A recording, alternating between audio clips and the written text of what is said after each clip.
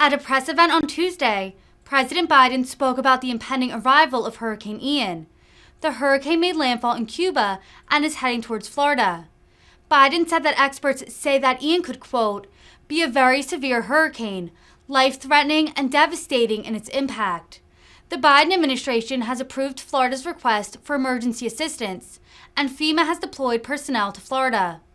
But before turning the topic I want to discuss today, I hope you'll indulge me. I want to talk a little bit about the crisis people are facing in Florida right now.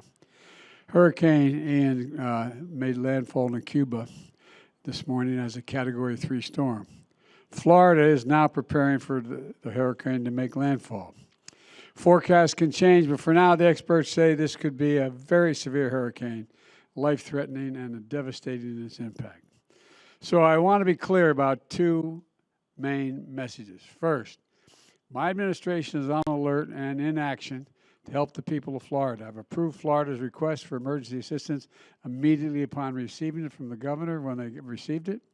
And I directed my team to surge federal assistance there before the storm hit.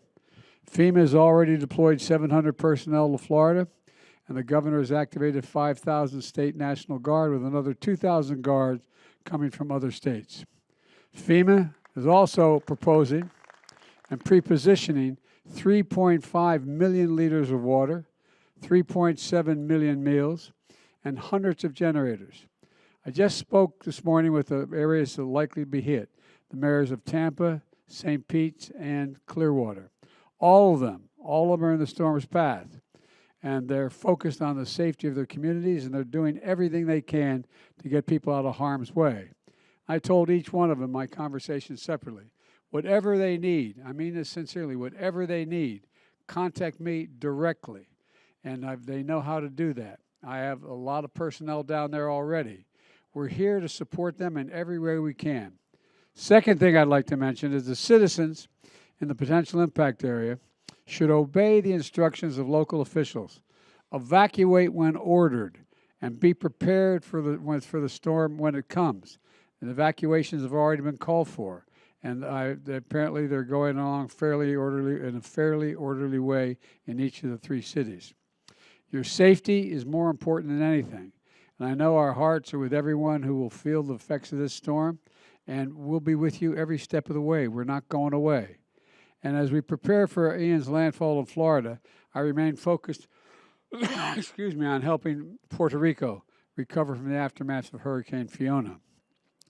Hundreds of FEMA and federal personnel are now there, including search and rescue teams, the U.S. Army Corps of Engineers for power restoration, and other experts from around the country.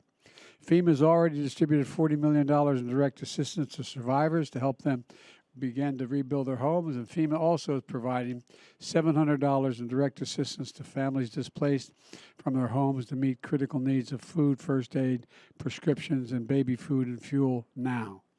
And I immediately approved the expedited major disaster declaration to provide individuals with public assistance to help their communities recover as well.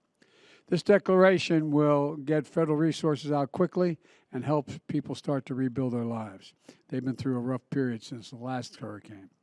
And as part of the declaration, I've also authorized a 100% federal funding for debris clearance and rescue for power and water restoration, shelter and food for the entire month.